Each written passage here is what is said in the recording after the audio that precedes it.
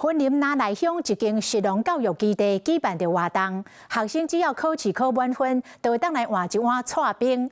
除了原本的蚵仔冰，今年佫推出着山野冰，希望透過獎勵活動，鼓勵學生認捌着在地農產品。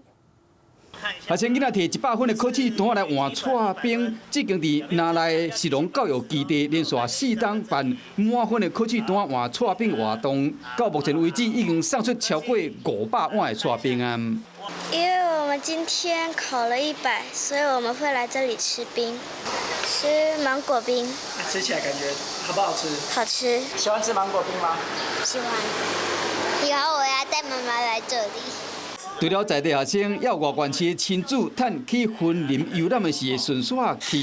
業者表示講，不管倒一個年級，只要拿滿分，攏會當來換。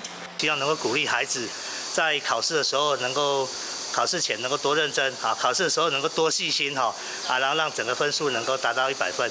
今年為着要幫助在地老農賣山野，所以講特別推出山野冰，透過滿分換冰活動，伊嘛希望會當鼓勵這學生囡仔拍拼學習，同時吸引更加儕鄉親去雲林佚佗。